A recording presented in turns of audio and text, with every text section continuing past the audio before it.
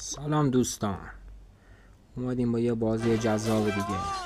اینجا هالند رو میندازیم میره شب طرف ضربه میزنه. روی هالند یه اونجا ضربه میزنه. دوستان واسه مینی پکا بهترین چی تسلا میزنی پیف میشه. اینجا فشوشه گذاشتم که یه تیرکمونیش هم بزنه. اگه اسمشو میدونین تو کامنت ها بهم بگین.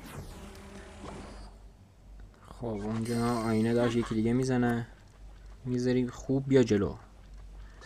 جلو آناناس والکیری. حالا یه هوی هم پشتش اینفرنوی زده بود، میره و تموم. دمیج سنگین، خنده هم میزه زورش بکنش بشوزه. حالا اصلا لولش همه چیاش 15 از سال. یه جلاد اصلا اینجا یه بدشانسی که اومد یخه نخورد بود مینی پگاه. اینجا یه دمیج سنگین دار اشاره شدن. فشفشه میره. الان تاور اصلیش روشن نمیکنه. خرف اینفرنو الان دوباره میخواد شاهزاده بندازه. پشت میندازه. ایوه نه بابا، یه چیزای حالیشه. صبور باش، صبور. میذاری بیا جلو، یه دفعه کتلتش بغل میندازی که اینفرنو هم روش نیفته. که یه ضربه اینفرنو میزنه. حالا یه او گم پشتش. اینجا بگاه رفتیم. نگاه ضربه وسطش.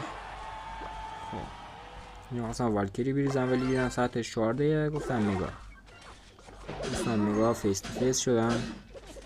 اینجا هم چون اسکلتاش مگا نزنه یه گلوله برفی هم زدن. دوباره دوتایی تشیا جهنمی های استخونی ها انداخت. یه جلد عقب دوتا دیگه انداخت. خیلی احمق بود. تو احمق نمومد خیلی هست. یه فشفشه پاق تیر زد فیز شد. یه خنده دیگه. یه خنده خیلی دارش کنده شد. حالا بیا بره.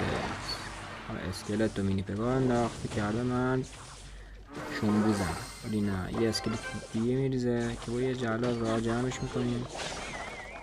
شاهزادش هم یه والکیری دوم میندازیم بغلش و تمام. اینجا حلالیت ازش میطلبیم. هنوز امید داره. 8 ثانیه من نمیدونم چی جلو بازم سازگرش نمیدونم من میرم باشتم. دوستان با لایک و سابسکرایب